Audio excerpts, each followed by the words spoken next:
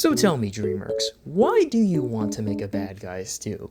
I feel like the film did really well, and there are so many stories to tell in this franchise. Yes, but there's another reason why I think this could be more lucrative. No, we can't use her. Don't you remember what happened last time? What happened last time? Hold up. I see your point, but regardless, people will buy it anyways.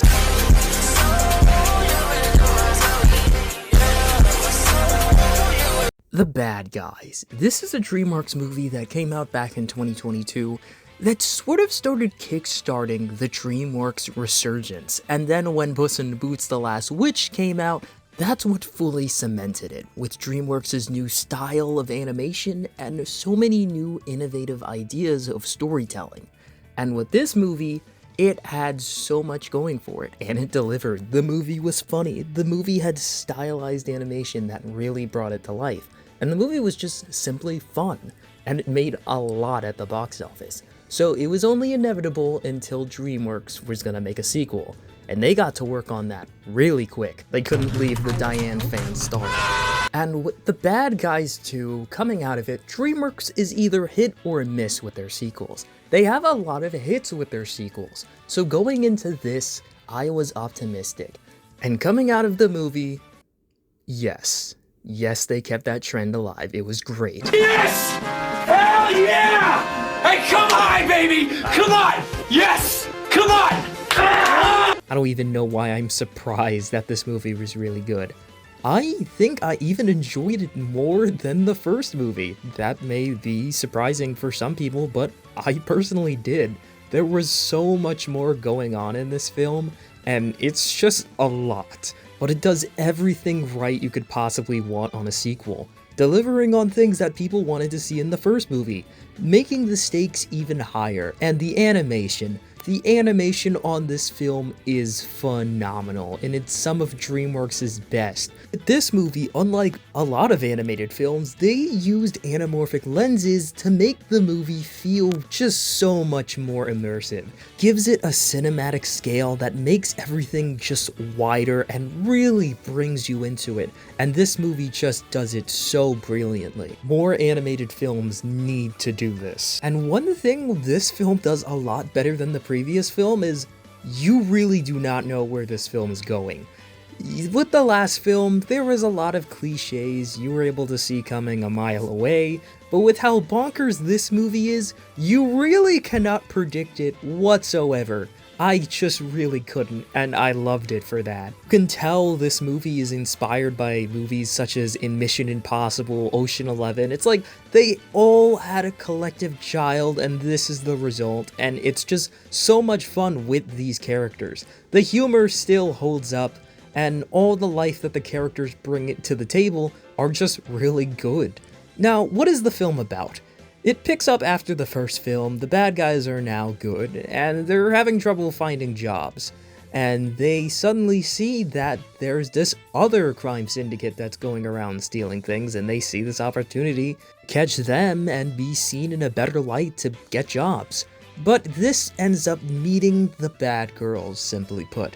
We get this new villain called Kitty, who wants the bad guys to help her with a heist with a whole rocket. Like I said, you don't know where this is going. But with this, her character was actually pretty good. Might I tell you, this is one of the better DreamWorks villains of this decade. Not like top tier, A tier, S tier, but very memorable and pretty damn good. I didn't even know she was voiced by Danielle Brooks. Very popular celebrity that really brought life into the character. You know, it's called acting. And all in all, she was pretty good. All the other characters that were beside her were also really good. They all had great personalities, and I can tell a lot of people are going to come to like these characters. One plot point in the story that a lot of people are going to be, decisive on is Snake's being in a relationship with one of her members, and this movie does not stray away from letting you know that, and there are a lot of jokes thrown in here, which Yeah, you'll have to see them for yourself. The movie also takes a lot of creative liberties. Unfortunately, you can't really show it here, makes it more of a reason for you to watch the movie, but there are a lot of scenes in the movie that change the style of animation. Some scenes have sort of an anime style of reactions. It's actually pretty cool what they do here. You can tell they had a lot of fun with almost everything in this movie. It's actually pretty insane how well paced this movie is for a movie that, based on its premise, you would think would be super fast paced and would take no time to breathe. There are some times where the film kinda does that, but mostly for the film, it is pretty well paced. You get to breathe in every character, and there are reasons for a sequel here. There is so much for them to explore. With this movie, the stakes are there, and there are some narrative changes that actually do get you thinking with this film. One main topic is, what is the meaning of redemption if the world does not accept you? And it does have a lot of moments where characters start reflecting on that.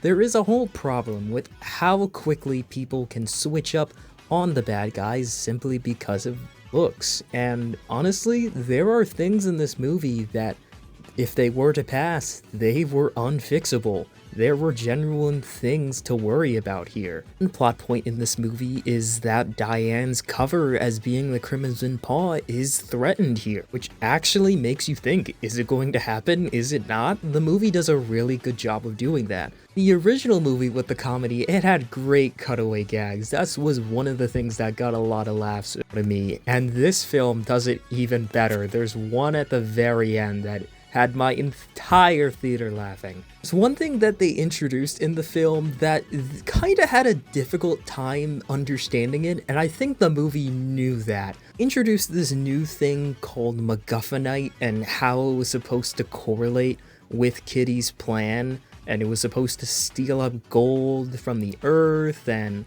the movie didn't really do a good job of explaining it. The movie was just like, okay, here this is, you probably don't understand it, insert fart joke.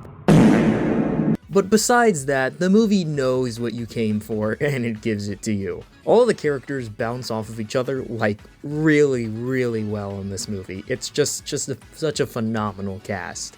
But there's a lot of things that happen in this movie that will lead into future installments. DreamWorks definitely sees this as their Mission Impossible / Fast and Furious kind of franchise, and there are many more to come because you have a whole book franchise over to base off of it. Plus, my theater was packed. Everyone loved it from what I was hearing. And I feel like this is a good stepping stone for the future. DreamWorks has been very consistent with their book adaptations, and they've been successful one after another this decade. Obviously, The Bad Guys, then Dogman, then The Wild Robot, and now this movie. I feel like DreamWorks has not failed with book adaptations in this regard. The Boss Baby doesn't count. One thing this film did that everybody loved, and most people that weren't even interested in the film, and once they saw this, they had to give this film so much praise. I noticed at the end of the credits that they gave a warning to anyone that decided to use this film to train AI for animation would have legal action taken against them. The landscape of AI and animation is getting pretty bad for artists, and this being done is really important, and a lot of other animated films need to do this, because it's getting pretty bad out there. Jobs are at stake, people's livelihoods, food needs to be put on the table for a lot of these artists, and this is the best way possible to move forward. So W on DreamWorks, giving the big fuck you! All the companies that are trying to replace all these animators with AI. All animated films should follow this. But one thing we do have to talk about, DreamWorks is definitely pushing for a Bad Guys 3. With the original film, it was left ambiguous whether we would get anything. This film clearly left that we will be getting a Bad Guys 3, because we had a post-credit scene. Spoilers ahead. Following the climax of the film after the events on the spaceship, which, in my opinion, is such a better climax than the previous film. The scale of it, the stakes of it, it was all great, and the animation was just perfect on this scene.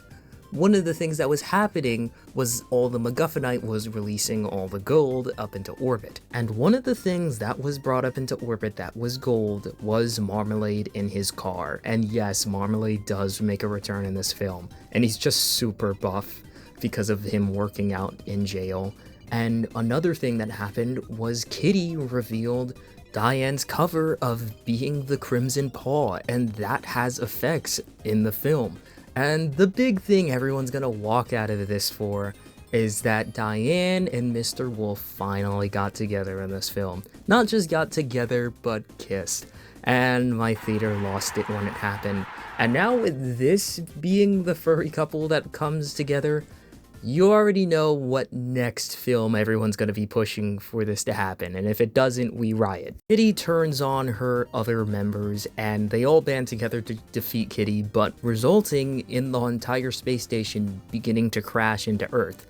One of the best cutaway gags in the movie is Mr. Wolf saying that we're gonna be fine, and just as he says that, it cuts to them all just being dead. Literally. You cut to all of their memorials at a funeral. The whole theater was just so confused, but it was pretty easy to see where they were going with this. They all faked their own deaths, and now are working under this super secret agency, and now they're agents going into the next film.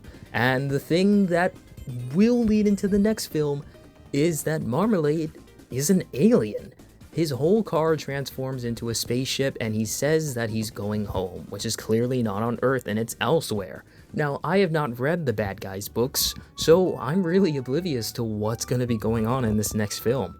You guys can let me know down in the comments, but The Bad Guys 2 was a great film. It's a solid 8 out of 10 for me. Enjoyed it more than the first film, which surprised me, but it was a great time. But what did you think of The Bad Guys 2? And if you've yet to see it, go see it. It's a great film. But let me know down in the comments, and I will catch you guys in the next video. Peace out.